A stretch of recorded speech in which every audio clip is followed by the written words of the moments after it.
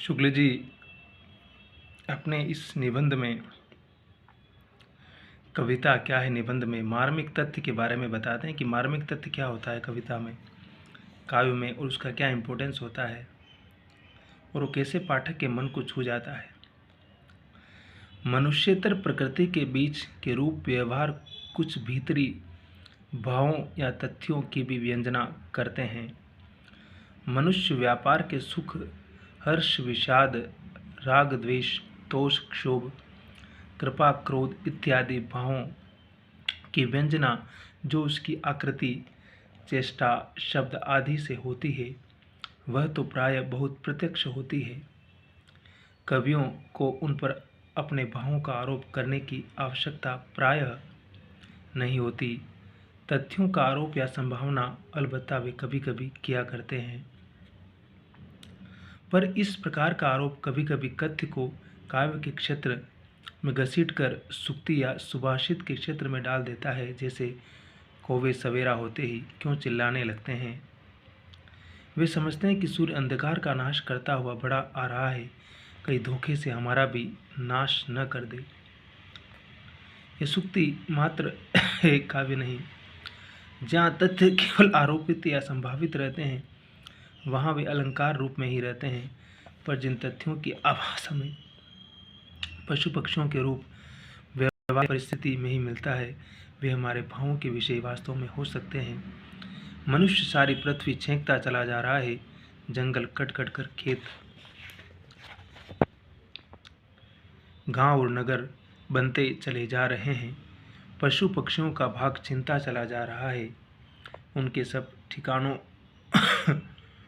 पर हमारा निष्ठुर अधिकार होता चला जा रहा है। वे कहाँ जाएं, कुछ तो हमारी गुलामी करते हैं, कुछ हमारी बस्ती के आसपास रहते हैं और छीन झपट कर अपना हक ले जाते हैं। हम उनके साथ बराबर ऐसा ही व्यवहार करते हैं मानो उन्हें जीने का कोई अधिकार नहीं है। इन तथ्यों का सच्चा आभास हमें उनकी परिस्थिति से मिलता है, अतः उनमें से किसी की चेष्टा विशेष में इन तर्कों की मार्मिक व्यंजना की प्रतीति काव्यानुभूति के अंतर्गत होगी। पेड़ पौधे, लता, गुल्म भी इसी प्रकार कुछ भावों या तथ्यों की व्यंजना करते हैं जो कभी कभी कुछ गूढ़ होती है। सामान्य दृष्टि भी वर्षा की झड़ी के पीछे उसके हर्ष और उल्लास को, ग्रीष्म के प्रचंड आतप में उनकी शीतलता और म्लानता को, शिशिर के कठोर शासन में उनकी दीनता को, मधुकाल में उनके रसोन्माद, उमंग और हास को, प्रबल वात के झंकोरों में उनकी विकलता को, प्रकाश के प्रति उसकी ललक को देख सकती है। इसी प्रकार भावों को के समक्ष वे अपनी रूप, चेष्टा आदि द्वारा कुछ मार्मिक तथ्यों की भी व्यंजना करते हैं। ऊपर नर क्षेत्र को मनुष्यतर जीवन दृष्टि क्षेत्र का उल्लेख करता है। काव्य दृष्टि कभी तो इन पर अलग अलग रहती है, कभी समष्टि रूप में समस्त जीवन क्षेत्र पर। कहने की आवश्यकता नहीं कि विभिन्न विच्छिन्न दृष्टि की अपेक्षा समष्टि दृष्टि में अधिक व्यापकता और गंभीरता रहती है। काव्य का अनुशीलन करने वाले मात्र जानते हैं कि काव्य दृष्टि सजीव दृष्टि तक की बद्ध नहीं रहती है, वह प्रकृति के उस भाग की ओर जाती है जो निर्जीव जड़ कहलाता है। भूमि, पर्वत, चट्टान, नाले, टीले, मैदान, समुद्र, आकाश, मेघ, नक्षत्र इत्यादि की रूप, गति आदि से भी हम सौंदर्य, माधुर्य, भीषणता, भव्यता, विचित्रता, उदासी, उदारता, संपन्नता इत्यादि की भावना प्राप्त करते हैं।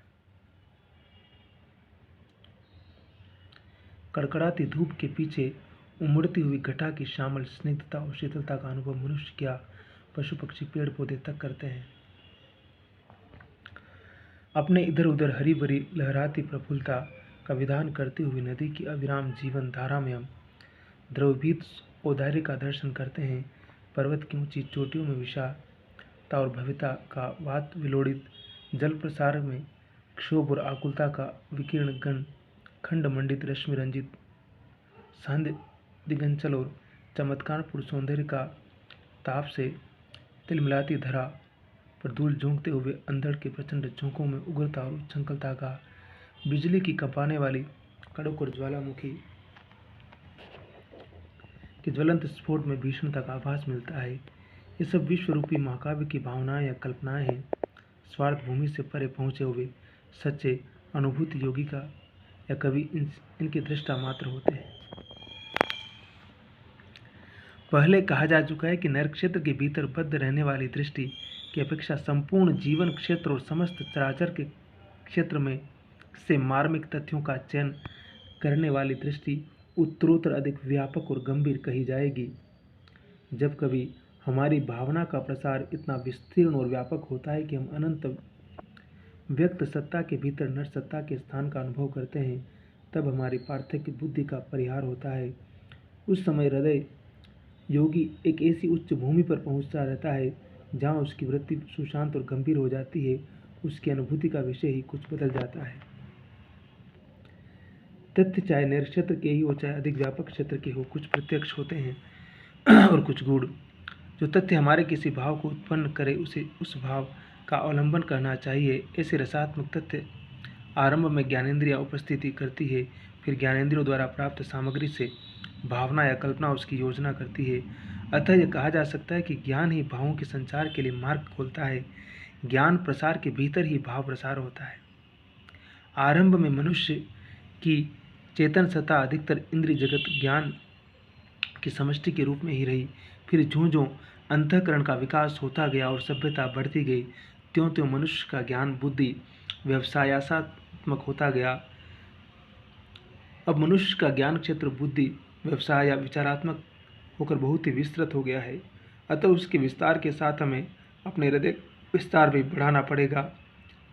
विचारों की प्रक्रिया से वैज्ञानिक विवेचन और अनुसंधान द्वारा उत्घटित परिस्थितियों और तथ्यों के मन स्पर्शी पक्ष का मूर्त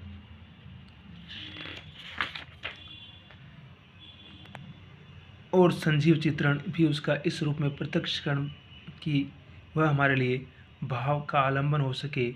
कवियों का काम है उच्च काव्य का लक्षण होगा। कहने की आवश्यकता नहीं कि इन तथ्यों और परिस्थितियों के मार्मिक रूप न जाने कितनी बातों की तह में छिपे होंगे। देखिए, इसलिए शुक्ल जी बार बार इस बात को कहते हैं कि कवि की दुनिया जो होती है वो एक अलग दुनिया होती है। अगर कवि की दुनिया उस मार्मिक तथ्य को पकड़ लेती है या पकड़ने की क्षमता रखती है, तो कवि इस संसार और संसार के भीतर की न जाने कितनी कल्पनाओं को, न जाने कितनी चीज़ों को हमारे सामने जीवंत कर देता है और हम उसमें उस राग और रंग में और उस भाव में डूब से जाते हैं। तो हंसते रहिए, मुस्कुराते रहिए, मस्त रहिए, आबाद रहिए और खुश रहिए हमेशा, यही कहूँगा। और जीवन की मार्मिकता और मार्मिक भाव को समझते हुए हमारे साथ बने रहिए। हमारे चैनल को सब्सक्राइब कीजिए, लाइक कीजिए, शेयर कीजिए और हमारा मनोबल बढ़ाते रहिए।